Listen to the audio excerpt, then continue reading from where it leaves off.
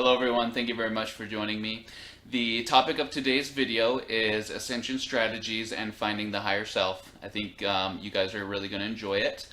If you want to support my content and the work I'm doing on this channel, a couple things you can do for me. You can leave a like on the video, you can go on and watch other videos after this.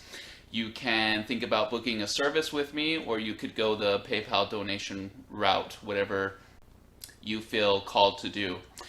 So when we awaken, we are often prompted to start meditating, and we do that for a few reasons. The call we heard to awaken came from inside of us, so naturally we're going to investigate that.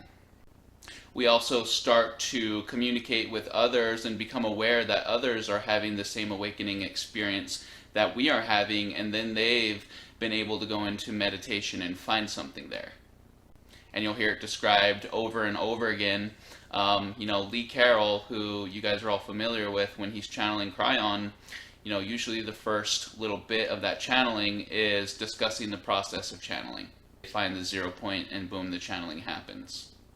But, you don't have to be on stage, you don't have to be channeling ETs or archangels or whatever to have that 0 point. It's something that can happen at any moment you deem it appropriate to do so, to have a conversation that is personal between you and your higher self. And I'm going to walk you through what led to me finding the 0 point after 10 years of struggling to find it and hearing about it and dealing with a lot of frustration, and then eventually got to the point where I had given up on finding it, which actually made finding it that much sweeter. But the thing about the 0 point is that it repels density. So if you're trying to find it while you're clogged up with all of the drama of being human, what you have to do at work the next day, this conversation you have to have with this person, that 0 point is going to repel you. And then you clear away your density, you heal yourself, you heal yourself, and then suddenly, you find it. But it's going to continue to repel your density, whatever form it takes. So then it becomes a balancing act that you have to perform. As you heal yourself and as you clean yourself up, the other sides of the magnets that belong together, eventually come together, and that's what you hear described as the meld with the higher self. When you don't have to find that 0 point, that it's just there, accessible and available to you on command when needed. So that 0 point is elusive, but it's also going to continue to call your name until you find it. That is the promise of the Creator. When you wake up, the way will be cleared for you to continue that awakening. In my personal situation, what happened to me when I started that Akashic Records program is that I had a structured way to clear my karma and remove my density before having that breakthrough engage where I found the 0 point. And then all of a sudden, all of these sources chiming in through the intuition, who are guides of yours and who are fulfilling certain duties on your behalf, suddenly you get to know them and you get to know the source of that intuition, and you can collaborate on a different level. So the way that program was structured, I responded to because I had healed the static and the noise that was repelling me from that 0 point. And like I said, the goal is to find that 0 point and hold your intent there so that it can be accessed at any point in time. Which I have not done. That's Ascended Master territory, but it is the potential that you're pursuing during this shift. So when I'm feeling dense, when I'm feeling disconnected, I go through the process of cleaning myself up, and then I can make a video, write an article, or just appreciate and enjoy life through that lens. So when I go into the Akashic Records, I'm going in to communicate with my higher self, and I'm trying to get a game plan for what I can do to increase that meld so that I don't have to do so much maintenance and upkeep on myself in order to stay connected or to feel connected. And the higher self will never give you a linear path to achieving that. meaning that they won't go, tomorrow you need to go to this place at this time, then you're going to meet this person, and then that's going to lead to this. What they will do, what the higher self will do, is give you something that you can do today that will align you with where you need to go and what you need to see. So when I ask my higher self what I should do, they give me two things. Every night before I fall asleep, I need to give my guides permission by saying, "Dear Spirit, I give you permission to release the energy that is no longer serving me." I don't know what that is. I don't know what that's referencing, but my guides know what it is, and they have permission to get it out of the way. In the morning when I wake up, I say, "Dear Spirit, activate the DNA that I need the most."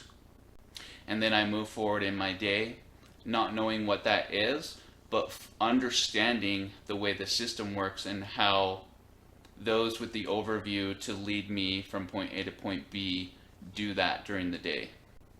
So that has been really powerful for me, and I know since I started doing that, the downloads and the information I'm getting are coming in more regular intervals, and I've been working on something for 3 months, day and night. It's been on my mind, and I'm looking forward to bring that to you guys soon, but I'm not sure I would have ever gotten that download or taken the steps needed to manifest it without performing these specific instructions that higher self let me know would be useful.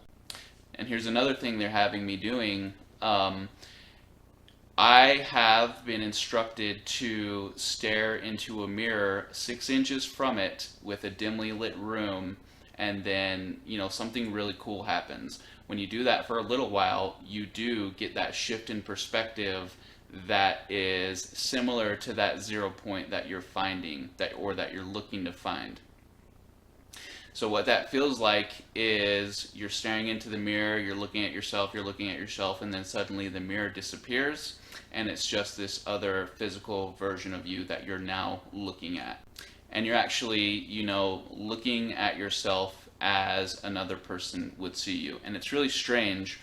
It's kind of fascinating, and the longer you can stay there, the more shifts visually will happen in that space.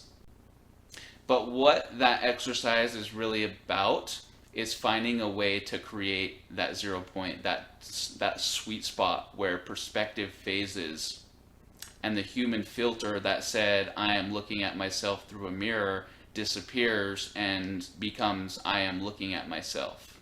The true me as I am seen by my higher self and by my guides and by the Creator.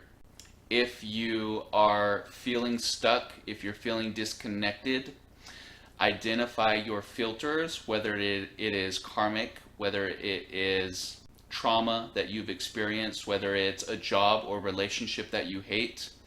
What is repelling you from that 0 point, and can you put those things aside long enough to find it? Because all you need to do is find it once, and all you have to do is have the willpower to put those things on the back burner, not necessarily even having to heal them or make peace with them.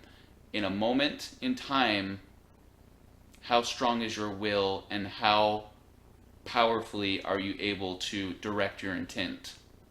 A lot of people get deterred from having this experience because they look at themselves and they tell themselves, "I'm not worthy, I have a job that I hate, I'm not worthy, I'm sad all the time because of my relationship, I'm not healed from my negative childhood experiences."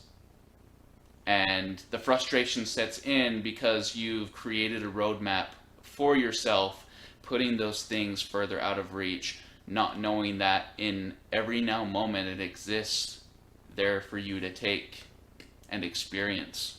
It's got your name on it. It's why you came, to break the illusion of separation and experience what is there for you on the other side of that without dying.